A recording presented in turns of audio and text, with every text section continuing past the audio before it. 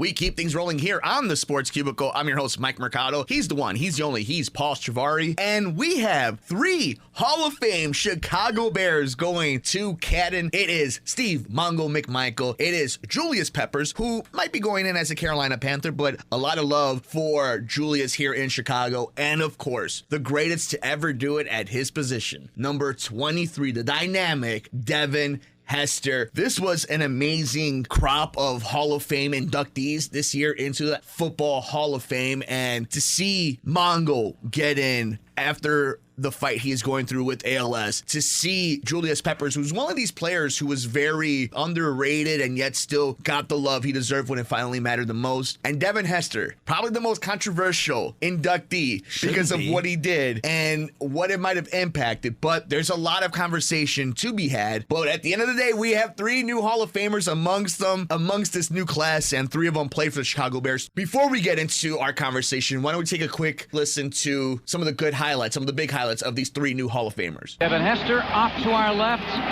He is the deep man about his 6-yard line. His average during the season for the All-Pro, 26.4 on 20 returns and 2 touchdowns with a long of 96, dipping to 15.3 in the playoffs. Ball off to our right. Adam Vinatieri has it on the tee. The Colts in all white. The Bears, navy blue and white. White numerals are about ready to go. By the people in the stands, they don't need seats today because they're all standing. Vinatieri on the approach, flat frogs popping here in Miami. It sails to the far side around the 8-yard line to Hester. Under it and to the middle at the 15, to the 20, breaks free of the 25, to the 30, to the outside, 40, midfield, 40, 30 of the Colts, 20, 15, Hester 5. Touchdown Bears! No way!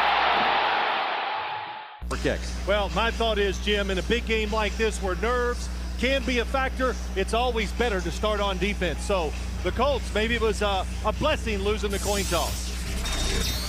This game is brought to you in high-definition television. So the Colts will be kicking away, and there he is, Adam Vinatieri, moving over this year as a free agent from the Patriots, leaving them as their all-time scorer, winning 2 Super Bowls for them in the end, and having another spectacular postseason. But Devin Hester, the rookie who was so dangerous, who went to college here at Miami, he led the NFC in both kickoff returns and punt returns. And the Colts have had a hard time all season covering kicks. It's Hester trying to work it back to the middle. Gets past the first wave, and here he goes. It's Hester inside the 30. Hester's going to take it all the way for a touchdown. And no flag, 92 yards. Sacked, and the ball is loose. Hit was made by Julius Peppers. Pass block, and it falls. Did Peppers catch it? Oh, yeah, Julius Peppers with the block and the interception. What a play! 3rd down and 3. Vick under pressure from Peppers. Loses the football.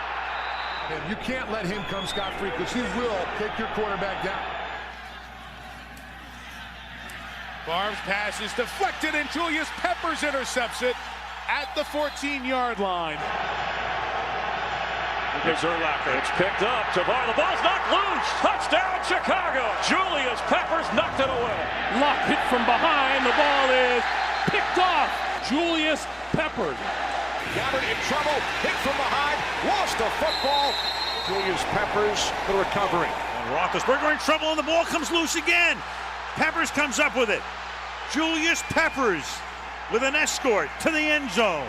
Touchdown. Briggs forcing the fumble. Peppers goes in for the touchdown. Stafford looking that way, and it's stripped from behind. And covered up by McClellan. Julius Peppers snuck in behind Stafford and batted it away. The slant is deflected and intercepted by Peppers. Julius Peppers with the tip and the pick. The newest horseman name, and then a 2. Oh, driver. 1, 2, see ya! Good night, Mr. Guerrero. It's Betty Bye time. It was the wrong man on the wrong day to pick on a horseman. Listen up, all you wrestlers! going to be easy. No more. Mongo's home, Chicago. And don't worry, I'll have some speaks with that home plate umpire after the game. Ooh. A 1, a 2, a 3. Take me out to the ball game. Take me out to the ground. Buy me some peanuts and crack. 3 strikes, you're out at the old ball game. So, Paulie, a lot of us football heads, right, could talk all day about Peppers. And obviously here in Chicago, if you're a Bears fan or if you're a wrestling fan, if you see him in Romeoville, if you saw him at Rosemont, in any of the casinos, if you saw him at Wrigley Field, you always have a story about Mongo. But you and I can have a really fun conversation right now about Devin Hester. And I think there's a lot to dissect. And I think there's a lot of different ways to talk about number 23 now going into the Hall of Fame. I'll let you start off. Your thoughts on Devin Hester becoming a football Hall of Famer. Well, I think he deserves it completely. A lot of people are, you're saying it's controversial. A lot of people are saying that he doesn't deserve it because he was just a returner. He was a returner, yeah. But I remember as soon as I got into football, way before Devin Hester came around, I remember seeing kickoff returns and punt returns would happen sparingly, and it was always exciting, and you always wished every time your team got kicked to that you could see something special like that. And then Devin Hester comes along. And in his rookie season makes this immediate impact. Wasn't it the first game against Green Bay up at Lambeau?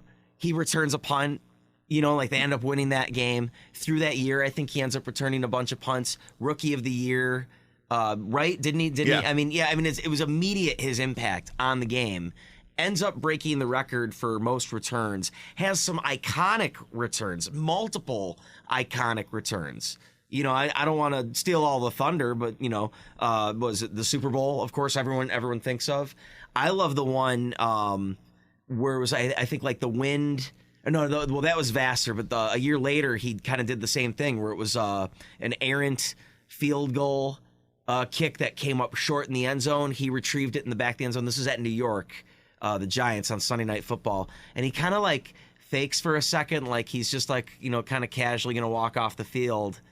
And then jets all the way down the field, 107, 108 yards for a touchdown. I think of that. I think of the Monday Night Football game. The Bears are who we thought they were.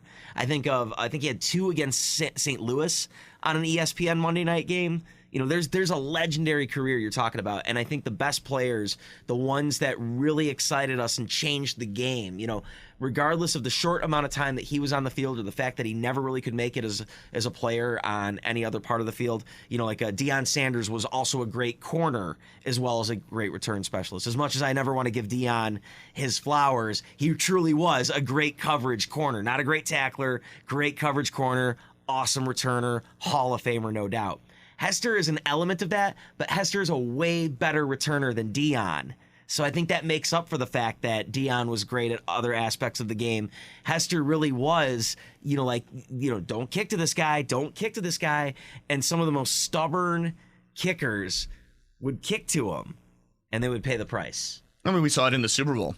Tony Dungy was told, Jim Nantz and everybody in the studio, we were at home screaming, they're not going to kick to him. There's no way. There's going to be a touchback. The Bears are going to have to drive down the field in a raining Miami, and we're going to have to see if they could go against a nasty defense and see if they could score points. And whether it was the ego, the arrogance, or it was people just scared and saying, no, we're not going to switch up our game. We have to stop them. Eventually, you have to swing with God, right, in that case, and that might have been it. I want to talk a little bit about this article I found from the Sporting News. This is from Jacob Kamkirk. Devin Hester return stats. Why ex-Bear star made NFL Hall of Fame history. Devin Hester is going where no NFL return specialist has gone before, to the Pro Football Hall of Fame in Canton, Ohio. Hester, who's 41 now, drew consideration for enshrinement in each of the past 2 off seasons, but was not chosen. Why? The NFL was not often rewarded players with Hall of Fame status based primarily on their special team contributions. Despite the so-called third phase of the game being important, only 4 kickers and 1 punter have made the Hall of Fame. Only 2 of those kickers, Morten Anderson and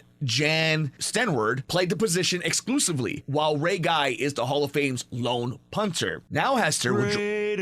Bears. Now Hester will join the crew as a majority of his production throughout his NFL career came as a return specialist. Hester logged a whopping 20 touchdowns as a returner during his NFL career, the most by any player in league history. Most of Hester's special team scores came on punt returns. He logged an NFL record 14 of those, 4 clear of the second place finisher Eric Metcalf, who had just 10. Hester also added 5 kickoff return touchdowns in the regular season and 1 touchdown return off a missed field goal. Hester was an all-pro as a returner 3 times, led the NFL in punt return touchdowns in 3 different seasons, 2006, 2007, and 2010. He also led the NFL in kick return touchdowns in both 2006 and in 2011. He returned 315 punts for a total of 3,695 yards and 14 touchdowns. He returned 295 kicks for a total of 7,333 yards with 5 touchdowns. It's one thing to say kickers. Yeah. Vinatieri, Vanderjagt, you name your favorite kicker who's ever done it, Robbie Gould, whoever. But you think of them more as field goal guys than place kickers, though. Guys Sure. that are kicking to a guy down the field, right? But my point being is, punt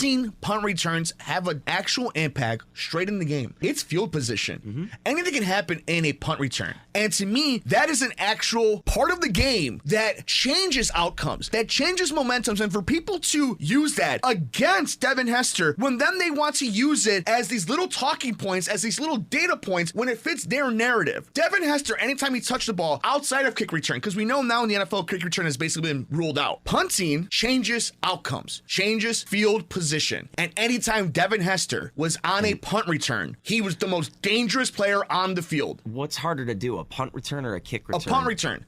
That's what I think too, and he has 14 versus 5 kick returns. It's something like 14 punt returns. So how can we have this conversation? Was amazing to watch. Metcalf was amazing to watch in his day. Sure. But Hester was way better than Metcalf. And that's my point. And it was almost more of a given, and it's like he made it look easy. And it's so hard to do, both kick returns and punt returns. You can cherry pick this stuff. You can tell us that kicking doesn't matter. The only thing that matters, the punter is more valuable than a kicker. The punter is a real football player. The punter impacts the game. But then you don't want to give the same credit to the dude who's returning those punts, changing field position, putting your team in the best position to score, and more often than not being the most dangerous weapon on your team when it comes to your scoring offense. He's the one that would give the defense enough reprieve because he would take the ball so damn far down the field that the defense didn't have to worry about the offense having the ball at the 40, at the 50. They were getting the ball on the other side, and they were making drives happen. They were putting themselves in field goal position. Devin Hester was responsible for all that. I don't want to hear that he was only one phase. He was only a specialist. He was, though, but he was the phase. He was the phase. He was the offense.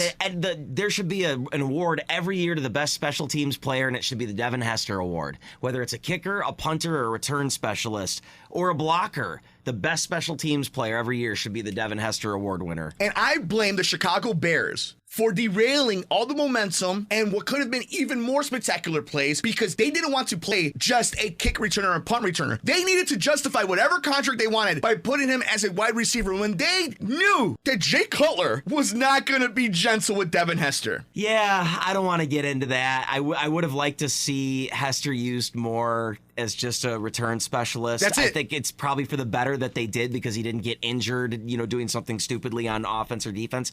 Remember, he was drafted into this league to be a cornerback. Defense. No, yeah, a corner, yeah. And shout out to the Hurricanes. He was a killer at the Hurricanes too, by the way. But wasn't he more of a return specialist than a corner with Miami? But it's just in college, because of the speed. And if he got his hands on the ball, you know what I'm saying? He was taking it back to the crib. NFL's big boy time, though. So I get it. I get why he didn't fit in other aspects of the game, but that doesn't take away from how important to the game he was. And really, no one has been better before or since to do that. Devin Hester was a key component on a team making a Super Bowl run, a NFC Championship run. He changed games. He legitimately flipped scores, flipped leads with his own feet. I can't believe that Meatball football fans give him less credit on punt returns that he was better at than kick returns. It makes no sense to me. The Bears are not NFC champions in 2006 if Devin Hester's not on that team. Period. End of discussion. End of discussion. That's it. Well, what about Hester? And if we want to go even what about deeper, Briggs? Hester. Now, I will say, you take one player off that team and they don't make it, it's Hester.